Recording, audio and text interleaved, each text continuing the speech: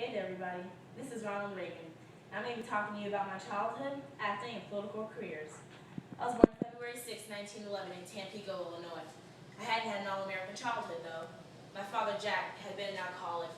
He'd usually fight with my mother, Nell, and leave home for short periods of time.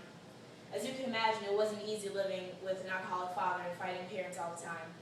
I'd see fathers and sons playing catch-up in the yard or watching the game, but I never had that, and if Jack's addiction continued, which it did, I would never have that. But Nell was a deeply religious person. Shortly before I was born, she joined a Protestant church denomination called the Christian Church. She'd always told me that God made everything happen for a reason. She explained to my older brother Neil and I that Jack's addiction didn't define the person he was, the potential he had, and the father he was to us. Our family had always had trouble making ends meet. We'd always pack up and move somewhere in hopes of finding a job opportunity that never came along. When I was 3, we moved to Chicago, the big city. A year later, we moved to Galesburg. When I was 7, we moved to Monmouth. When I was 8, we moved back west to Tampico, and when I was 9, we moved to Dixon. As you can imagine, with all that moving, it was hard making any friends at all. It was especially hard for me because I skipped 2nd grade completely. I was a smart kid, and whenever I had free time, I would go to the library and read all the books I could. I would never play with my neighbors. I would just wander the woods by the lake I lived by. A year younger than all freshmen, I had gone to Dixon High School. I started joining sports on the side. My freshman year, I tried out for football, but didn't make the cut. My junior year, I tried out again and I made the team. Although I loved playing football, I was best at swimming. The year after my junior year the summer after the junior year of high school, I got a job as a lifeguard. My English teacher loved the essays I wrote and made me read them aloud in front of my classmates. Once he started directing plays, he urged me to audition. Soon I began playing and starring in most school plays, mostly along with my girlfriend Margaret. Jack had always encouraged Neil and I to get a college education, but warned us that we didn't have the money for it. I gained $400 from my job as lifeguard, so one day I hopped in Margaret's car and drove down to Eureka, Illinois, home of Eureka College. Margaret had already been accepted there. I talked to the dean of students to try to talk my way into college. I'd always been a good persuader. He told the football coach about my financial situation and agreed to give me a $90 a year scholarship in return on competing on the football and swim team. My sophomore year of college, I was able to help Neil enroll. By the time I graduated in 1932, Margaret and I were engaged. I planned on becoming an actor, but it wasn't that simple. She'd already received a job offer to teach in another town. The Great Depression didn't help my job search at all. Dixon was one of the hardest hit towns. My parents' home and Jack's business hadn't been spared.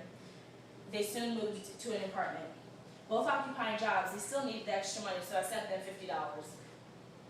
I soon got a job at WOC as a radio announcer announcing baseball and football games. Before I left for Hollywood, my co-workers threw me a party. This would be the start of my acting career.